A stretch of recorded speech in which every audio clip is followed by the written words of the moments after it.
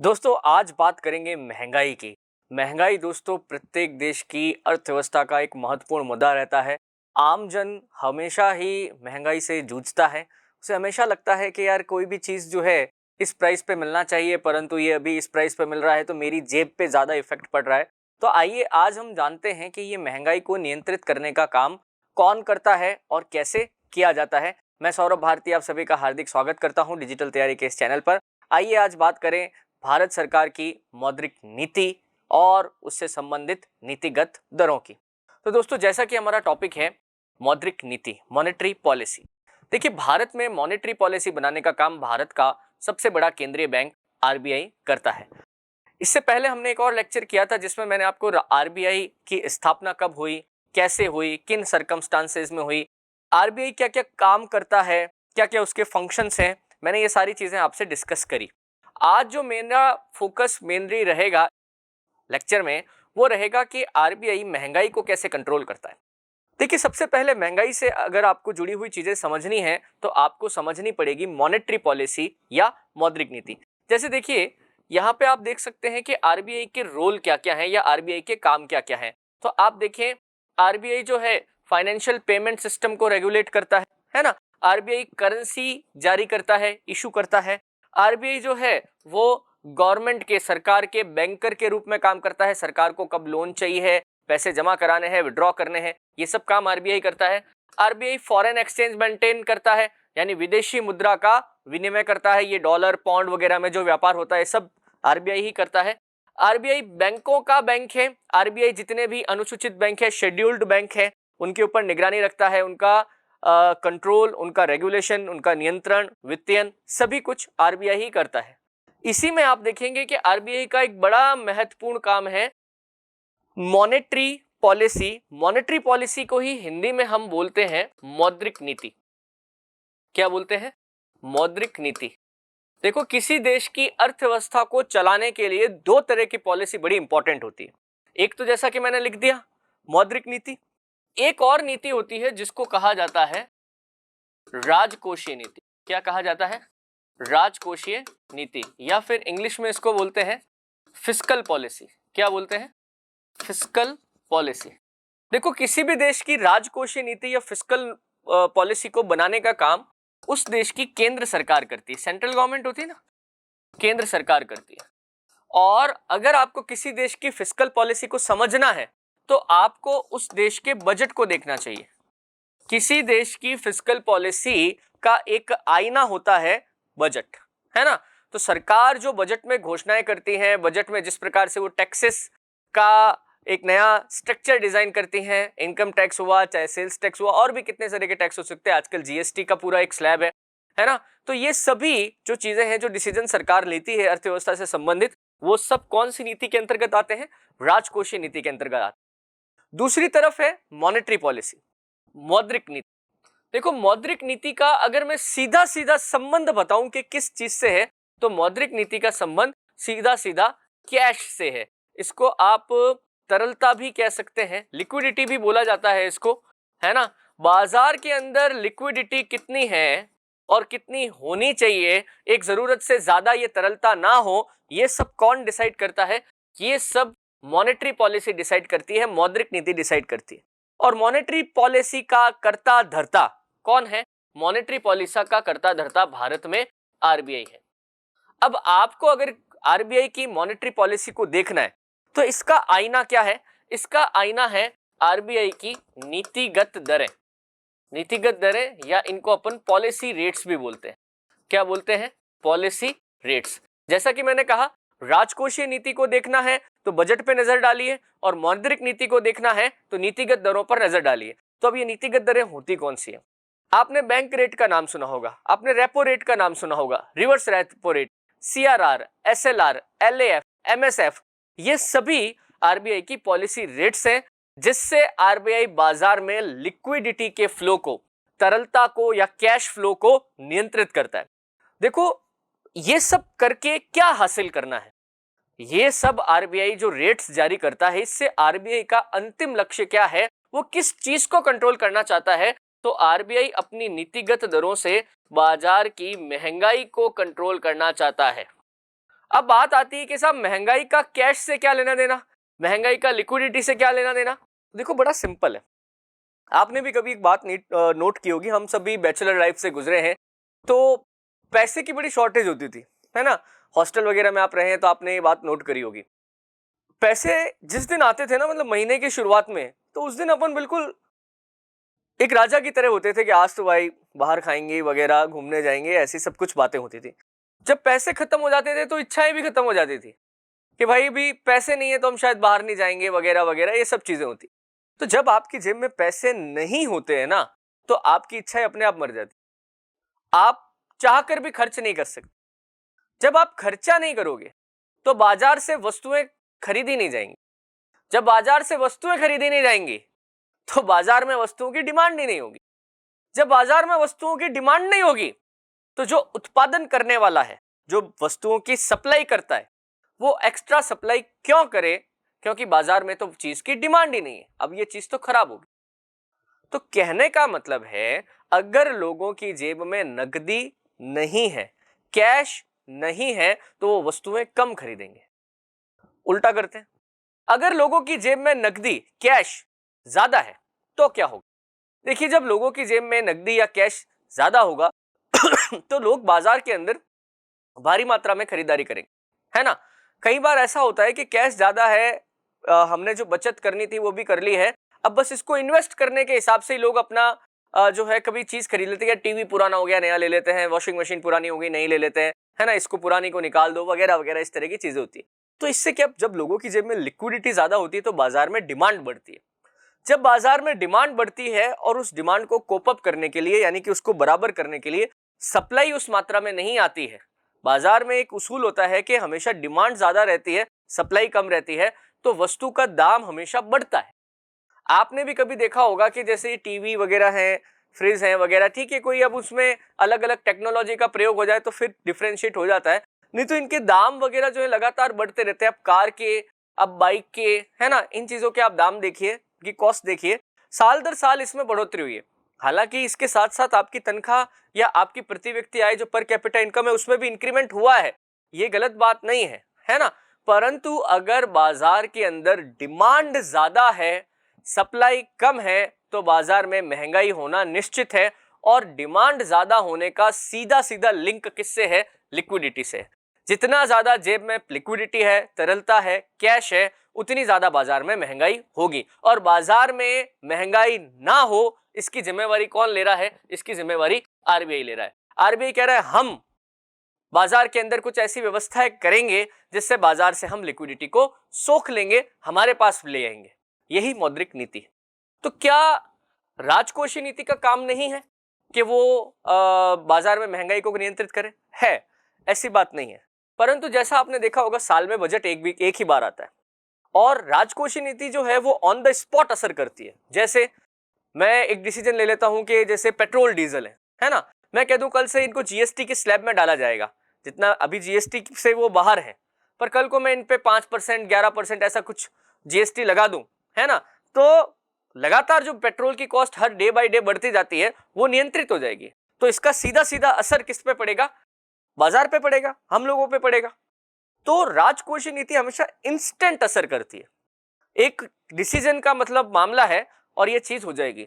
ऐसे डिसीजन, बड़े डिसीजन रोज रोज नहीं लिए जा सकते। बजट भी साल में एक ही बार आता है, उसको फॉलो करना पड़ता है। मौद्रिक नीति साल में कई बार जारी की जा सकती है। जब देखा जाता है कि स्थिति सुधर गई है तब वापस से कुछ रिलैक्सेशन दे दिए जाते हैं। जब लगता है कि नहीं नहीं बाजार में महंगाई बहुत ज्यादा है, अभी हमें टाइट करना पड़ेगा बैंकों को, तो टाइट किया जाता है। तो मौद्रिक नीति बहुत लचीली होती है ना, इसमें बार बार परिवर्तन होते रहते हैं। इसीलिए किसी देश की अर्थव्यवस्था में इन दोनों नीतियों का एक बैलेंस होना चाहिए, है ना। राजकोषीय नीति लॉन्ग टर्म के गोल्स के लिए काम आती है, जबकि मौद्रिक नीति जो है वो शॉर्ट टर्म के गोल के लिए काम आती है। तो आगे हम बात करेंगे कि आरबीआई अपनी मौद्रिक नीति में इन नीतिगत दरों को, पॉलिसी रेट्स को मैनेज कैसे करता है। देखिए, जब भी आप पॉलिसी रेट्स की बात करेंगे तो सबसे पहले आपके सामने 3 दरें आके खड़ी हो जाएंगी। देखो, दर, रेट, ये क्या है? दर, दर शब्द आपने कहां पे पढ़ा है? आपने पढ़ा है वो ब्याज बटे वाले में। जहां पर भी आपने पैसा उधार दिया है तो आप हमेशा कहते हैं भाई ये पैसा मैं जितना दिया है उतना तो वापस लूंगा ही लूंगा, ये प्रिंसिपल अमाउंट तो वापस लूंगा ही लूंगा, साथ में ब्याज भी लूंगा, है ना। तो ब्याज की एक दर होती। तो आरबीआई की भी जो नीतिगत दरें है ना, तो दर का मतलब क्या हो गया, किसी ना किसी को कोई ना कोई पैसा उधार दिया जा रहा है और बदले में ब्याज वसूला जा रहा है। बात समझ रहे हैं? तो आरबीआई यहां पर ये सारी ब्याज की दरें सेट करता है, जिसके अंतर्गत या तो ब्याज छोटे बैंकों को लौटाया जा रहा है या फिर ब्याज छोटे बैंकों से वसूला जा रहा है। तो आइए बात करते हैं कि आरबीआई ऐसी कौन कौन सी दरों के साथ अपनी मौद्रिक नीति को मैनेज करता है। देखिए, सबसे ज्यादा जो दर सुनने में आती है वो दर है कौन सी, बैंक रेट या बैंक दर। देखो, इसमें क्या होता है, आरबीआई उधार देता है, आरबीआई उधार देता है किसको, अनुसूचित बैंकों को, अनुसूचित बैंकों को। देखो, यहां पे मैंने जो अनुसूचित बैंक लिखा है, इसका मतलब है वो सारे बैंक जो आरबीआई एक्ट 1934 के अंतर्गत आते हैं। आरबीआई एक्ट 1934 के अंदर आने का मतलब है कि ये सभी बैंक जो हैं आरबीआई की गाइडलाइन को फॉलो करेंगे। आरबीआई अगर कोई मुसीबत में आ जाते हैं तो ये आरबीआई के पास जाएंगे। इन छोटे बैंकों को, अनुसूचित बैंकों को आरबीआई के नियम मानने अनिवार्य होंगे। आरबीआई जो गाइडलाइन जारी करेगा इनके ऊपर डायरेक्टली लागू होगी। तो इनके लिए एक शब्द प्रयोग में होता है अनुसूचित बैंक या शेड्यूल्ड बैंक, है ना। तो देखो, बैंक रेट क्या है, कभी भी ये छोटा बैंक जो है, ये छोटा बैंक है ना, ये सारे आप देखो यहाँ पे, ये छोटे बैंक है, ये कभी मुसीबत में फंस जाते हैं और आरबीआई के पास जाते हैं। ये हमारा आरबीआई है ना, और आरबीआई से कहते हैं कि हमें लोन दीजिए। आरबीआई कहता है ले जाओ। आरबीआई इसको भी लोन देता है, इसको भी देता है, इसको भी देता है ना, पर बदले में कहता है कि ये लोन मैं तुमसे एक निश्चित प्रतिशत ब्याज के ऊपर वापस लूंगा। आज तो तुम मेरे से उधार ले लो, पर मैं तुमको इससे ये ब्याज वापस लूंगा। तो आरबीआई जिस दर पर छोटे बैंकों को उधार देता है वो दर क्या कहलाती है, बैंक दर।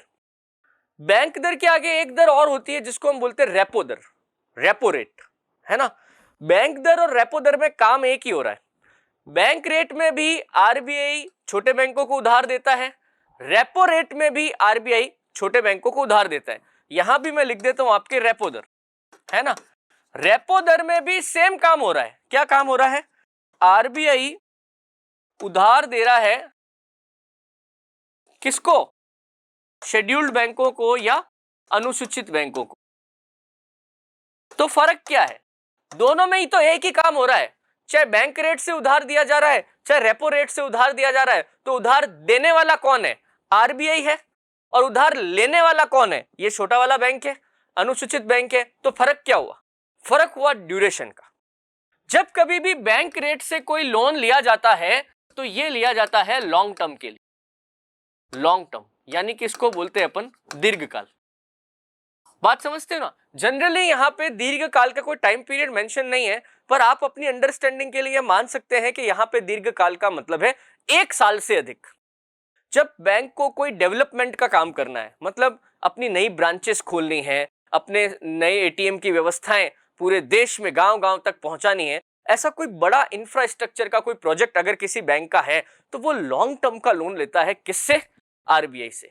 जब लॉन्ग टर्म का लोन लिया जाता है तो ब्याज की दर अलग रहेगी, वो दर क्या रहती है, बैंक दर रहती है। जब शॉर्ट टर्म का लोन लिया जाता है यानी 1 साल से कम का, तब ब्याज की दर क्या रहती है, तब ब्याज की दर रेपो रेट की रहती है। अब यहां पे हो सकता है महीने भर का लोन ले, 3 महीने के लिए ले, उस समय क्या है, बैंक अपना कोई छोटा मोटा सेटलमेंट करना चाहता है। हो सकता है कि बैंक के पास नकदी की कमी आ गई हो सकता है कहीं पर बैंक को पैसे जमा कराने हो, जैसे अभी आगे हम सीआरआर पढ़ेंगे, वहां पे कई बार बैंक को कैश आरबीआई के पास जमा कराना पड़ता है, तो वो आरबीआई से उधार लेके जमा करा देता है ताकि सीआरआर उसका मेंटेन रहे। और भी कुछ काम हो सकते हैं जो कुछ दिनों के हैं, कुछ महीनों के हैं, कि कुछ महीनों में हमारी स्थिति सही हो जाएगी, आप हमें बस छोटा सा लोन दे दीजिए। तो आरबीआई ये देखता है कि ये छोटे वाले बैंक ने हमसे कितने समय के लिए लोन मांगा है। लॉन्ग टर्म के लिए माना है तो मान लीजिए कि बैंक दर 1 सेकंड के लिए मान लेते हैं कि 4% है, तो मैं तेरे को 4% से लोन दूंगा। और अगर तूने शॉर्ट टर्म का लोन मांगा है जो तुम 2-3 महीनों में चुका दोगे, तो मैं तुमको 3.5% की ब्याज दर से लोन दूंगा। तो मैटर करता है कि आरबीआई से जो छोटे बैंक ने लोन मांगा है वो कितने ड्यूरेशन के लिए मांगा है। ओके, तो आपको बैंक रेट और रेपो रेट समझ में आया।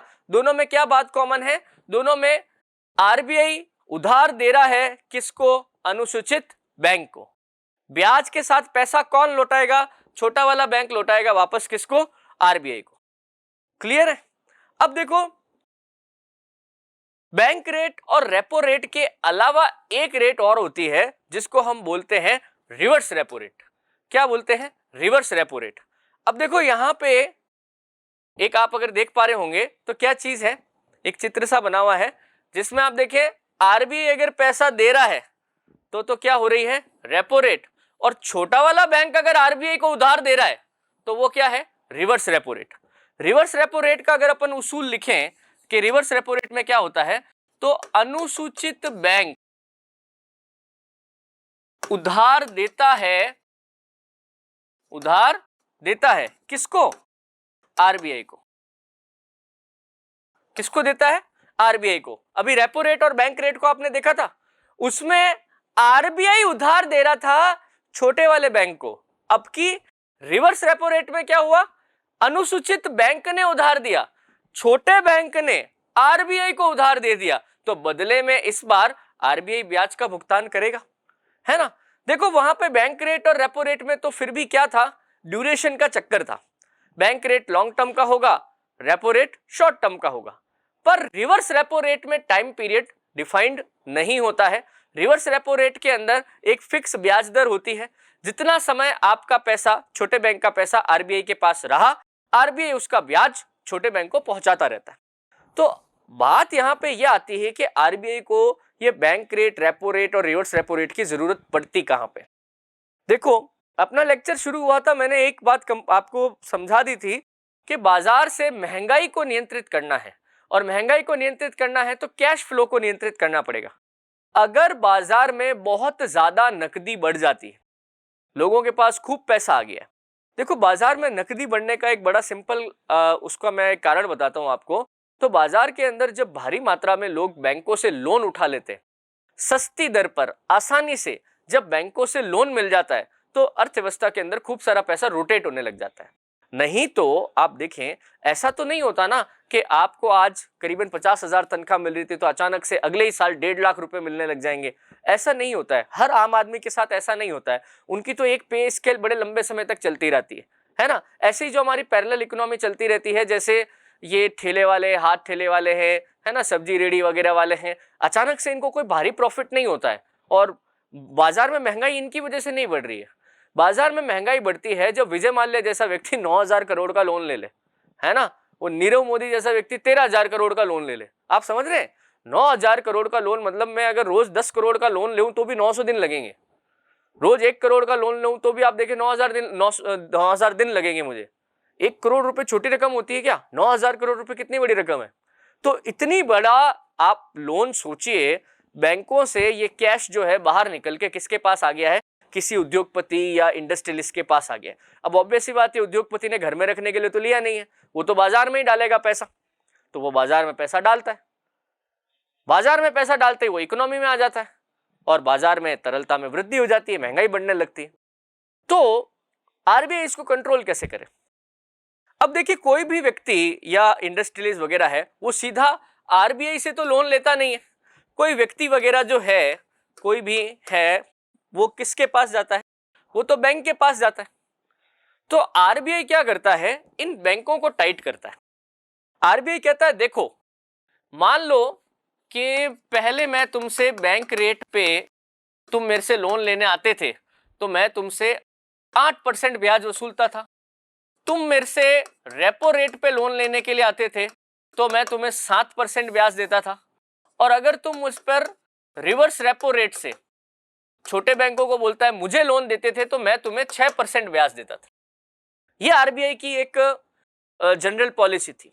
अब मान लीजिए बाजार में महंगाई बहुत जोरदार हो गई है, और आरबीआई को बाजार में कैश फ्लो को नियंत्रित करना है, बाजार से कैश को खींचना है। तो अब आरबीआई क्या करे, तो आप देखें, आरबीआई कहता है देखो बाजार में महंगाई बहुत ज्यादा हो गई है, इसीलिए अब हमारी बैंक रेट रहेगी 9.5%, हमारी रेपो रेट जो है वो रहेगी 8.5%, और हमारी जो रिवर्स रेपो रेट रहेगी वो रहेगी 8%। इससे क्या हुआ, अनुसूचित बैंकों को मिलने वाला लोन महंगा हो गया। पहले जो पैसा छोटे बैंक को 8% ब्याज पे मिल जाता था, अब उस पे 1.5% ब्याज ज्यादा देना पड़ेगा। जैसे मान लो आपके पास 100 रुपए मेरे से आपने उधार लिए, पहले मैं आपसे 8 रुपए ब्याज लेता था, तो आपको मेरे को 108 रुपए चुकाने हैं। अब मैं 9.5 रुपए ब्याज ले रहा हूं आपसे, है ना, 1.5 रुपया ज्यादा ले रहा हूं। अब आप 100 के 1000 करो, ठीक है, 1000 के 10,000 करो, तो ये 1.5 रुपया उस गुने में बढ़ता बढ़ता चला जाएगा। अब आप 1 करोड़ पे सोचो, मतलब लाखों रुपए का, अगर इतना 1% 1.5% का भी फर्क आता है ना, तो लाखों रुपए का ब्याज बढ़ जाता है चुकाने वाला। कहने का मतलब है, पहले जब लोन छोटा बैंक ले रहा था तो उसके पास ज्यादा पैसा बच जाता था, अब उसको आरबीआई को ब्याज के रूप में ज्यादा पैसा देना पड़ेगा। मान लो अब बैंक के पास पैसा नहीं, अब ये क्या करता है, छोटा बैंक परेशान करता है ग्राहक को। वो कहता है देखो, पहले तुम मुझसे इंडस्ट्रियल पे कोई भी, मतलब इंडस्ट्रियल के नाम पे आपने मेरे को कोई लोन लेना था, तुम पहले जब मेरे से लोन लेने आए थे तब मैं तुमको 10% ब्याज पे वो लोन दे देता था, परंतु देखो आरबीआई ने हमारे ऊपर बहुत ज्यादा महंगाई, ये जो बैंक रेट है, रेपो रेट है, इनको बढ़ा दिया है, तो अब मैं तुमसे 12% ब्याज लूंगा। यानी कि मान लो ये इंडस्ट्रियल पहले 1 करोड़ का लोन लेता था तो 10% ब्याज भरता था, अब अगर वही लोन उसने 1 करोड़ में लिया है तो अब उसको कितना परसेंट ब्याज देना पड़ेगा, 12% ब्याज देना पड़ेगा। यानी आप सोचो 2% ब्याज ज्यादा भरना पड़ रहा है। जो पैसा, ये 2% का पैसा जो था वो पहले बाजार में निवेश कर सकता था, बाजार में और कुछ वो धंधा कर सकता था, वो पैसा बाजार में नहीं जाएगा, अब वो पैसा इससे किसके पास आ जाएगा, वापस बैंक के पास आ जाएगा, और ये बैंक इस पैसे को बैंक रेट और रेपो रेट के रूप में किसके पास जमा कराएगा, आरबीआई के पास जमा। ये चेन ऐसे काम करती। आरबीआई में डायरेक्टली हमारा आपका कोई बिजनेस नहीं होता है, हमारा बिजनेस होता है ऐसे बैंकों में, जैसे एसबीआई टाइप के बैंकों में होता है ना, पंजाब नेशनल बैंक टाइप में होता है। चलो आपको शायद बैंक रेट और रेपो रेट तो समझ में आ गया होगा कि चलिए साहब, बैंकों को दिया जाने वाला लोन महंगा होता है तो बैंक अपने ग्राहकों को लेने देने वाला लोन भी महंगा कर देते हैं, कोई बात नहीं। पर साहब रिवर्स रेपो रेट के अंदर तो फायदा होता है। मतलब क्या है, रिवर्स रेपो रेट में क्या था, छोटा बैंक अपना पैसा किसको दे रहा है, मैं छोटे बैंक की जगह एसबीआई शब्द का इस्तेमाल कर लेता हूं, ज्यादा ठीक रहेगा। एसबीआई रिवर्स रेपो रेट के अंदर पैसा किसको देता है, आरबीआई को देता है ना। आरबीआई कहता है देखो, एसबीआई को कहता है देखो तुम्हारे पास एक्स्ट्रा पैसा है तो मेरे को दे दो, मैं इस पैसे पे पहले तुमको 6% ब्याज देता था, अब तुम्हें 8% ब्याज दूंगा। ये लालच है। लालच क्या है, आरबीआई का अंतिम उद्देश्य क्या है, बाजार में ज्यादा पैसा नहीं जाना चाहिए क्योंकि बाजार में महंगाई है, हमको ये तरलता खींचनी है, हमको ये तरलता हमारी जेब में लेके आनी। बात समझ रहे हैं आप। तो वो बैंकों को एक ऑप्शन देता है कि देखो तुम बाजार में पैसा इंडस्ट्रियलिस्ट को या फिर तुम किसी भी व्यक्ति को लोन के रूप में क्यों देना चाहते हो, क्योंकि तुम्हारा लालच है कि तुम्हें ब्याज मिलेगा। बैंकिंग व्यवस्था कैसे चलती है, ब्याज बट्टे पे चलती है। मैंने आपको लाख रुपए उधार दिए और बदले में मैंने आपसे 1,10,000 रुपए वापस ले लिए, 10,000 का प्रॉफिट हो गया ना मेरा, तो बैंक का। तो बैंक हमेशा इस बारे में सोचती है कि मैं लोन बांटूं, लोन की रिकवरी करूं और इस रिकवरी में जो ब्याज का पैसा बनता है वो मेरा प्रॉफिट हो जाएगा। तो आरबीआई अनुसूचित बैंकों को बोलता है तुमको ब्याज ही कमाना है ना, तो देखो इस महंगाई के दौर में पहले मैं तुम्हें 6% ब्याज दे रहा था, अब मैं तुम्हें 8% ब्याज दे रहा हूं, 2% ज्यादा ब्याज दे रहा हूं, तुम्हारे फायदे की बात है। तो ये पैसा तुम बाजार में किसी को मत दो, मेरे को दे दो, इस पैसे पे मैं तुम्हें 8% ब्याज देने के लिए तैयार हूं। तो ये एक ऑफर देता है, आरबीआई अनुसूचित बैंक को एक ऑफर देता है कि तेरे पास जो एक्स्ट्रा पैसा है मेरे पास लाके दे दे, मैं पहले कम ब्याज दे रहा था पर अभी ज्यादा ब्याज दे। अच्छी अपॉर्चुनिटी है बैंक के लिए। भाई कई बार तो खतरा होता है कि ये बड़े बड़े इंडस्ट्रियलिस्ट वगैरह हैं, कहीं लोन चुकाने से मना ना कर दे, खुद को दिवालिया घोषित नहीं कर दे, पर आरबीआई तो ऐसा नहीं करेगा ना। तो कई सारे शेड्यूल्ड बैंक्स जो हैं इस अपॉर्चुनिटी का फायदा उठाते हैं और बाजार में लोन बांटने की बजाय अपना पैसा किसको ले जाके दे देते हैं, आरबीआई को ले जाके दे देते हैं। तो बाजार में पैसा जाने से भी बच जाता है और अनुसूचित बैंकों का नुकसान भी नहीं होता है क्योंकि आरबीआई उनको ब्याज ज्यादा दे दे। अब देखो यहां पे क्या है, बैंक रेट, रेपो रेट और रिवर्स रेपो रेट तीनों ऑप्शनल है। ऑप्शनल का मतलब समझते हो आप? देखो ये मैंने जो तीनों रेट बताई ना आपको, कौन कौन सी, बैंक रेट, रेपो रेट और रिवर्स रेपो रेट, ये तीनों, इनकी एक खासियत है।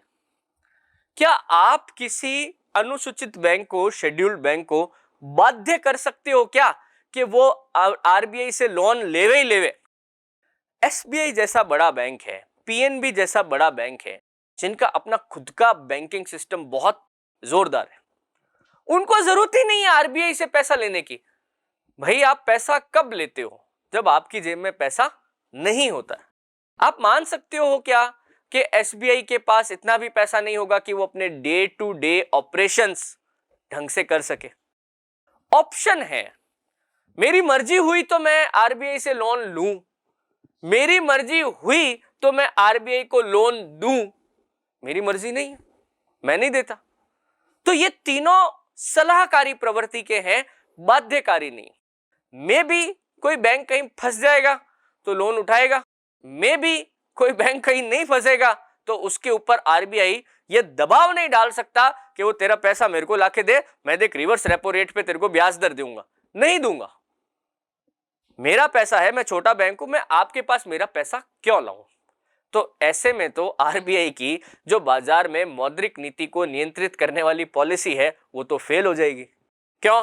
क्योंकि छोटा बैंक ऑपरेट ही नहीं कर रहा है और अकॉर्डिंग टू लॉ भी चल रहा है, आरबीआई उसको फोर्स भी नहीं कर सकता। तो क्या करें? तो इससे बचने के लिए आरबीआई ने क्या किया है, दो और रेट्स बनाई है, दो और रेट्स बनाई है ताकि बैंकों के ऊपर कुछ बाध्यता लागू हो कि ये तुमको करना ही पड़ेगा, चाहे तुम्हारी मर्जी है तो भी, नहीं है तो भी। अब ये क्या है? ये दो रेट्स हैं, एक है सीआरआर और एक है एसएलआर। पहले हम बात करेंगे सीआरआर। किसकी बात करेंगे? सीआरआर। सीआरआर का फुल फॉर्म है कैश रिजर्व रेशियो, नकद आरक्षण अनुपात। क्या होता है इसमें?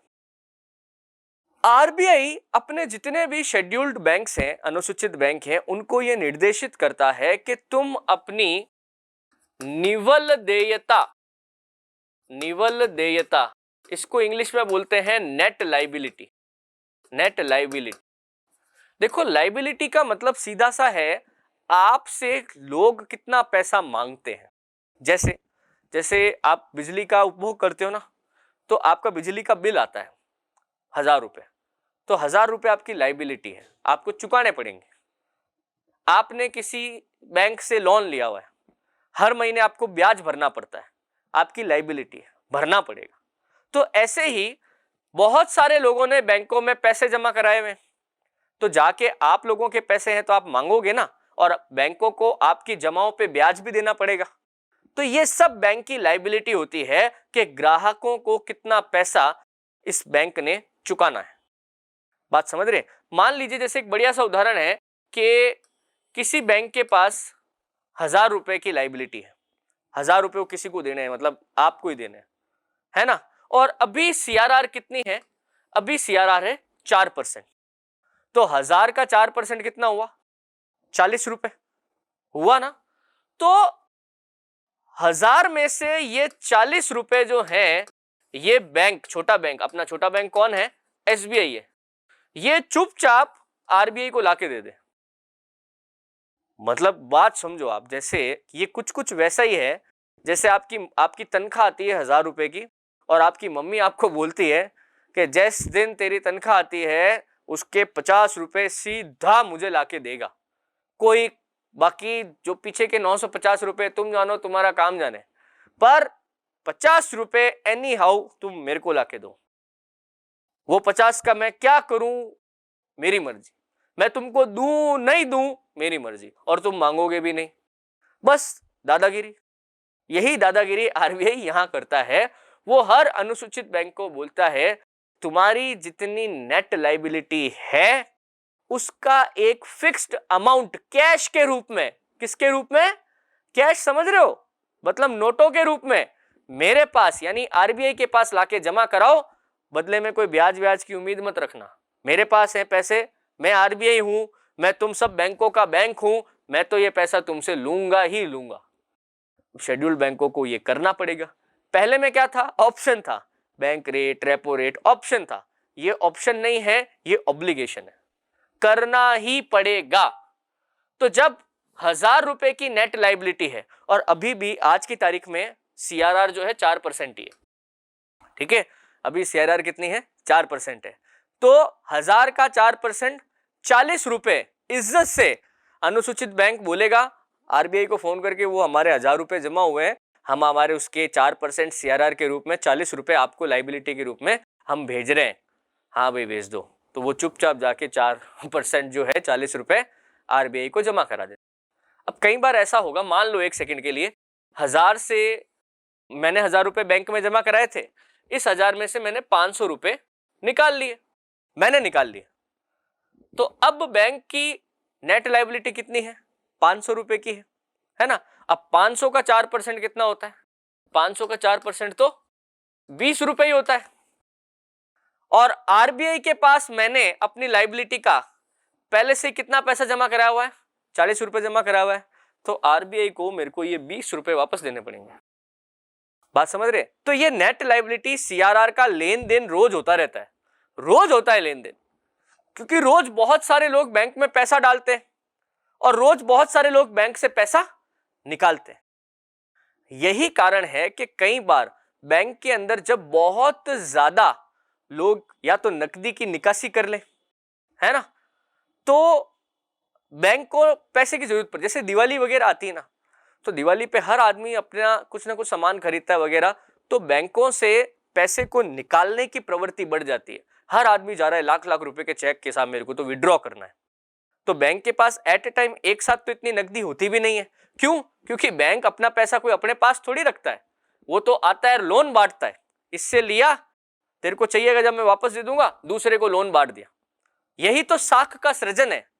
आपसे मैं लाख रुपए लेता हूं, मान लीजिए है, आपने मैंने कहा तेरे लाख रुपए मुझे दे दे, मैं सिक्योरिटी है, जब चाहिएंगे मैं मेरे लाख रुपए आपको वापस दे दूंगा, ठीक है। अब मैंने क्या किया, इसी लाख रुपए को एक दूसरे व्यक्ति को ब्याज पे चढ़ा दिया, है ना।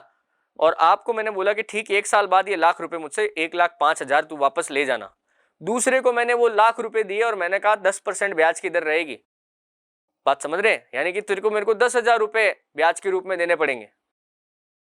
1,10,000 उधर से लिए, 1,05,000 जो मांगता था उसको वापस लौटा दिए, बीच में 5,000 का प्रॉफिट मैंने खा लिया। ये है साख, क्रेडिट, है ना। तो आरबीआई यहां पर भी छोटे बैंक जो होते हैं यहां पर भी क्या करते हैं, रोज इनकी जो नेट लायबिलिटी है ऊपर नीचे होती रहती है। तो कभी ना कभी छोटे बैंक को कैश की जरूरत पड़ती है, तब वो आरबीआई को फोन करता है कि मेरे को कैश चाहिए, शॉर्ट टर्म के लिए चाहिए। जैसे ही मेरी स्थिति सामान्य हो जाएगी, वापस मैं आपका पैसा लौटा दूंगा। तब याद आती है रेपो रेट। आपको मैंने भी बोला था ना कि रेपो रेट में शॉर्ट टर्म के लिए लोन दिया जाता है। तो ऐसी क्या परिस्थिति हो जाती है कि छोटे बैंक को बड़े बैंक से शॉर्ट टर्म के लिए लोन लेना पड़ता है? यह परिस्थिति हो जाती है। उसको अपना सीआरआर मेंटेन करना पड़ता है, उसको अपनी नकदी की जरूरत को मेंटेन करना पड़ता है। तो आई थिंक आपको ये चीज समझ में आई होगी कि जब बाजार में शेड्यूल्ड बैंक, अनुसूचित बैंक अपनी निवल देयता का, नेट लायबिलिटी का एक फिक्स अमाउंट आरबीआई के पास जमा कराता है ना, तो ये जो रेट है ये क्या कहलाती है? कैश रिजर्व रेशियो या नकद आरक्षण अनुपात दर, CRR। ओके, पहले SLR भी समझ लेते हैं, फिर मैं बताता हूं कि इसको बढ़ाने और घटाने से फायदा या नुकसान क्या होता है।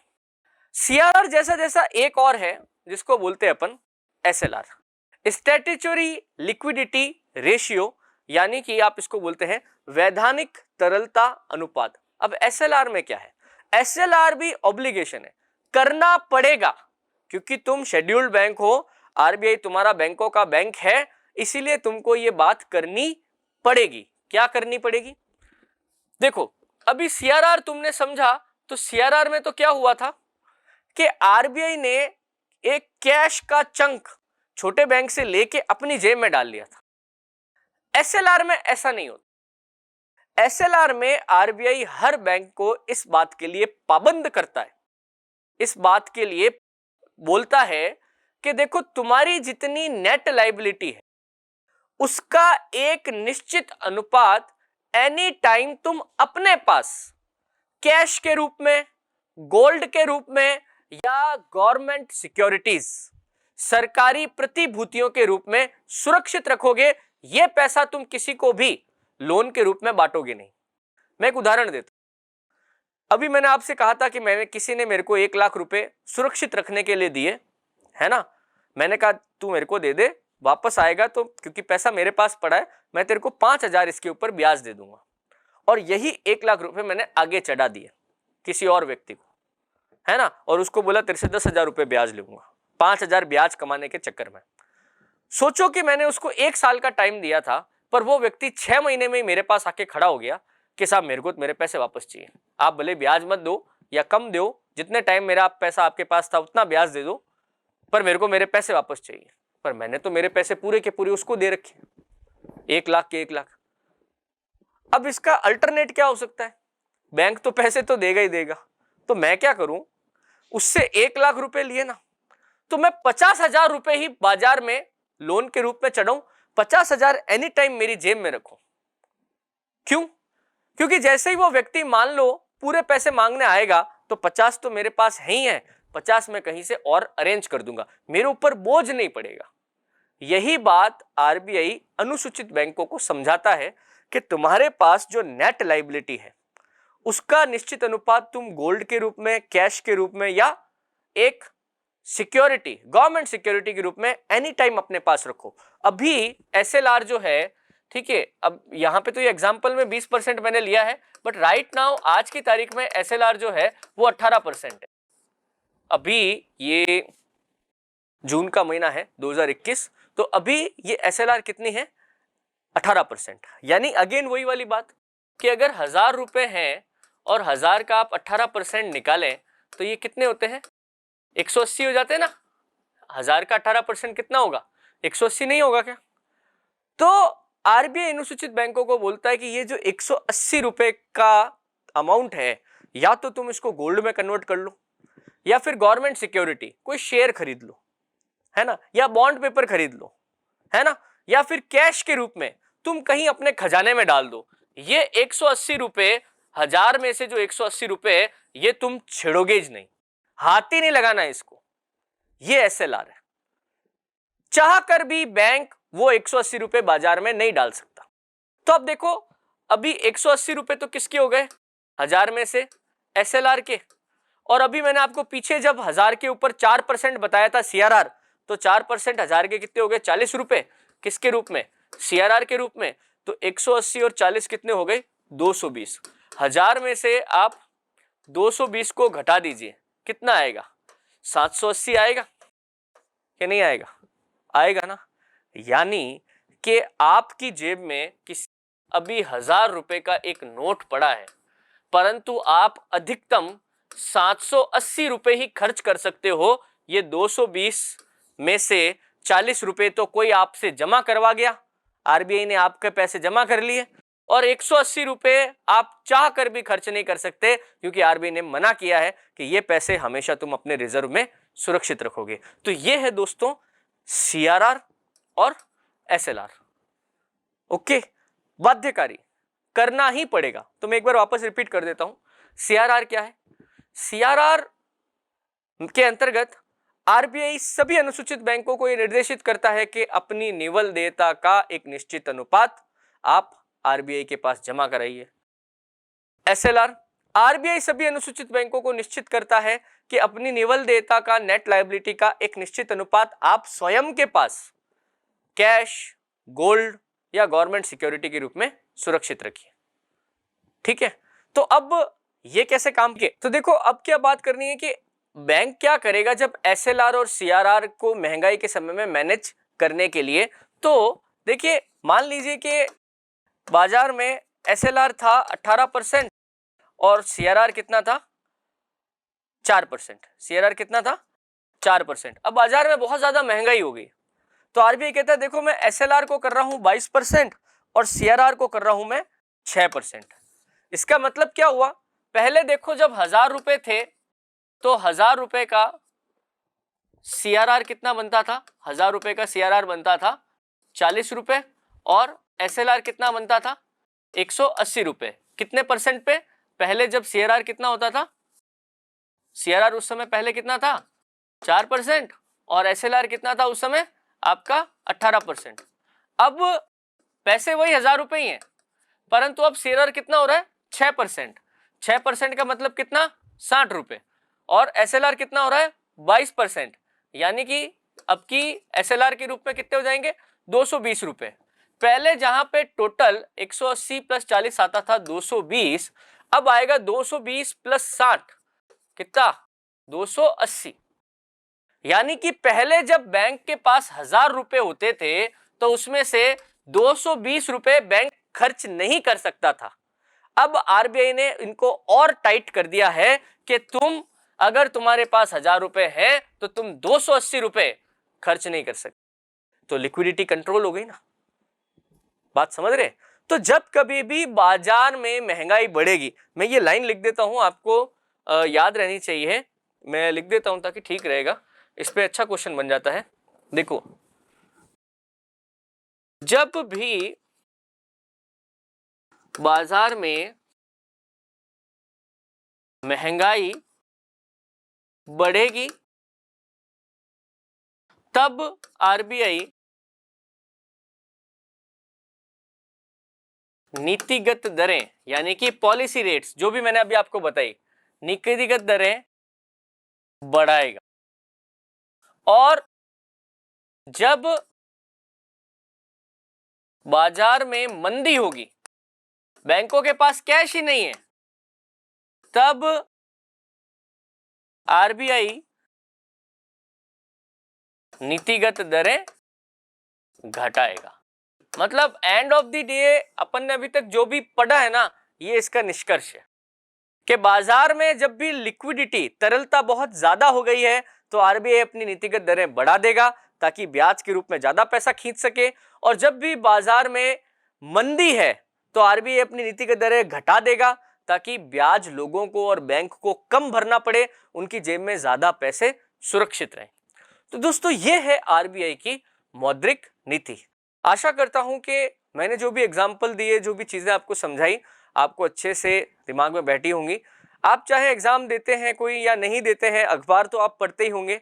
अखबार में कई बार जब आपने पढ़ा होगा कि ये फिक्की यानी कि चैम्बर्स ऑफ कॉमर्स हैं, इंडस्ट्रियलिस्ट है, बड़े बड़े उद्योगपति हैं, कई बार डिमांड करते हैं कि अभी बाजार की स्थिति बहुत स्टेबल है, बाजार में ना ज़्यादा महंगाई है ना ज़्यादा मंदी है, तो आरबीआई को चाहिए कि वो अपनी नीतिगत दरों में कटौती करे ताकि बिजनेसमैन्स के पास ज़्यादा मात्रा में पैसा बचे, वो इस पैसे को बाजार में डाले और अर्थव्यवस्था को गति प्रदान करें। जब बाजार में कैश नहीं है तो आरबीआई इन नीतिगत दरों को बहुत नीचे ले जाता है। आप देखना, एक आंकड़ा देखना, 2018 से लेकर आज 2021 आ गया है, आरबीआई कंटिन्यूसली अपनी bank rate, repo rate, reverse repo rate को घटाता जा रहा है। क्यों? क्योंकि लोगों के पास बाजार में कैश नहीं है। कोरोना के कारण आर्थिक व्यवस्था में वर्तमान सरकार ने इतने सारे बदलाव लाए हैं कि लोगों के पास कैश नहीं है। तो सरकार चाहती है, बैंक भी चाहता है कि ज़्यादा से ज़्यादा कैश अर्थव्यवस्था में पहुंचे। तो उन्होंने, आप समझिए कि 4% पे ला दिया है। ये रेपो रेट वगैरह तो मतलब 3 पॉइंट और कुछ पे आ गई हैं, बहुत नीचे चली गई हैं। ये आरबीआई मोटिवेट करना चाहता है बैंकों को या इंडस्ट्रियलिस्ट को कि आप लोन लो हमसे, और इस लोन को आप बाजार के अंदर, आप जो भी धंधा करते हो, जो भी बिजनेस करते हो, उसमें डालो ताकि अर्थव्यवस्था के अंदर पैसे का रोटेशन बढ़े। ये लेक्चर दोस्तों मैं यहीं समाप्त कर रहा हूं। इस लेक्चर से संबंधित कोई भी प्रश्न आपके दिमाग में आता है, कमेंट बॉक्स ओपन है, आप बिल्कुल भी झिझकिएगा मत किसी भी प्रकार का सवाल पूछने में। अपनी क्षमता के अनुसार मैं आपका पूरा जवाब आपको दूंगा।